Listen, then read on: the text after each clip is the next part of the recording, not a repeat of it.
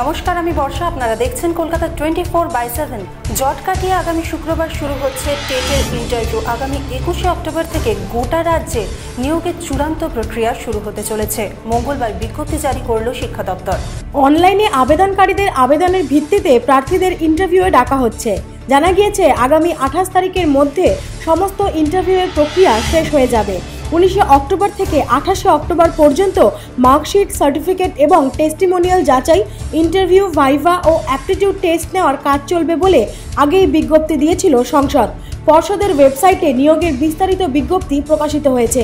সংসদ সূত্রে খবর, মঙ্গলবার রাত থেকেই টেস্ট উত্তীর্ণ চাকরি প্রার্থীদের কাছে পৌঁছে যাবে SMS।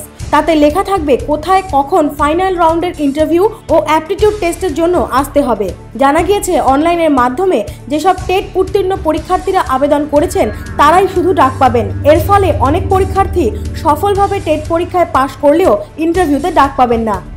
পাকিস্তানের বিরুদ্ধে ভারতের অস্ত্র ভান্ডার ক্রমশই শক্তিশালী হচ্ছে। মস্কো এবং নয়াদিল্লির যৌথ উদ্যোগে তৈরি হচ্ছে 600 কিলোমিটারেরও বেশি রেঞ্জের ব্রাহ্মস মিসাইল, যা নিখুঁতভাবে টার্গেট করে শত্রুপক্ষের ওপর আঘাত হানতে সক্ষম। 600 কিলোমিটারেরও বেশি রেঞ্জে নতুন প্রজন্মের ব্রাহ্মস মিসাইল মোটামুটি গোটা পাকিস্তানই কভার করে ফেলতে পারবে বলে জানাচ্ছেন বিশেষজ্ঞরা। মিসাইল টেকনোলজি কন্ট্রোল রেজিমের গাইডলাইন অনুযায়ী যে কোনো দুটি দেশ একসঙ্গে 300 কিলোমিটারের বেশি রেঞ্জের মিসাইল তৈরি বা বিক্রি করতে পারে। বর্তমানে ভারতের হাতে থাকা ব্রাহ্মসের রেঞ্জ 300 কিলোমিটার। এটা পাকিস্তানের কেন্দ্রে আঘাত করতে পারার জন্য যথেষ্ট নয়। ব্রাহ্মসের থেকে বেশি রেঞ্জের ব্যালিস্টিক মিসাইল ভারতের হাতে রয়েছে, কিন্তু ব্রাহ্মস হলো ক্রুজ মিসাইল, যা নিরাপত্তার ঘেরাটোপে থাকা টার্গেটেও আঘাত হানতে পারে সহজেই। গোয়ায় দ্বিপাক্ষিক বৈঠকের সময় এই সংক্রান্ত চুক্তি স্বাক্ষরিত হয় ভারত ও রাশিয়ার। এই চুক্তিতে কম রেঞ্জে মিসাইল তৈরির বিষয়টিও রয়েছে, যেসব মিসাইল সাবমেরিন বা এয়ারক্রাফট থেকে নিক্ষেপ করা হতে পারে। ব্রাসেলসের এক সুপার মার্কেটে 15 জনকে পণবন্দি করলো এক আততায়ী। এরিয়া সিল করে অবশেষে সেই আততায়ীকে গ্রেপ্তার করেছে পুলিশ। বেলজিয়ামের রাজধানী ব্রাসেলসের একটি সুপার মার্কেটে 15 জনকে বন্দি করলো এক আততায়ী। প্রত্যক্ষদর্শীর বয়ান অনুযায়ী স্থানীয় সময় সন্ধ্যা 7টা নাগাদ সুপার মার্কেটের ক্যারেফোর চায়না স্টোরে ছুরি হাতে ঢোকে এক আততায়ী। সকলকে বন্দি করে পণের দাবি করে সে। কিছুক্ষণের মধ্যেই ঘটনাস্থলে পৌঁছায় পুলিশ।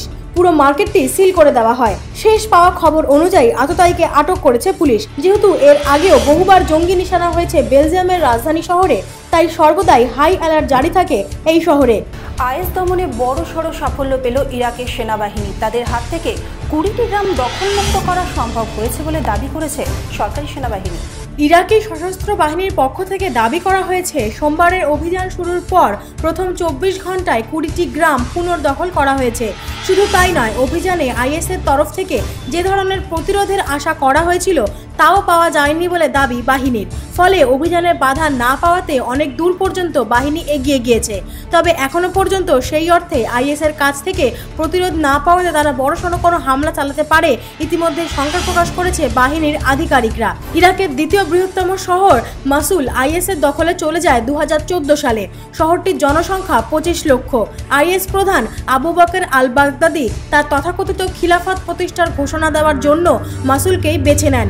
এই কারণে মাসুল পুনরুদ্ধারের একটি প্রতীকী মূল্য রয়েছে বলে মনে করছে পেন্টাগন। যদি বলা হয় আঙ্গুলের ইশারাতেই চলবে কম্পিউটার, তাহলে বলবেন মন্দ কি? হ্যাঁ, এমনই এক বিষয় নিয়ে কাজ করছে মাইক্রোসফট। এবার ভার্চুয়াল রিয়েলিটি ডিভাইস দিয়ে অপারেট করা যাবে উইন্ডোজ 10।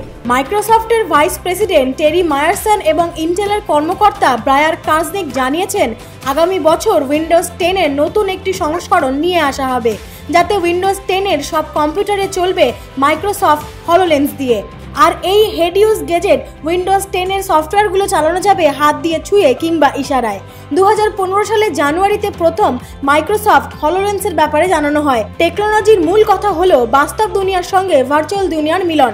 উইন্ডোজ 10 এর বর্তমান পরিকল্পনা নিয়ে এক ভিডিও প্রকাশ করেছে মাইক্রোসফট। সেখানে 2 ডাইমেনশন সফটওয়্যারের সঙ্গে 3 ডাইমেনশন সফটওয়্যারের কাজের একটা কনসেপ্ট দেওয়া হয়েছে। নিয়মিত খবরের আপডেট পেতে সাবস্ক্রাইব করুন আমাদের ইউটিউব চ্যানেল। দেখতে থাকুন কলকাতা 24/7।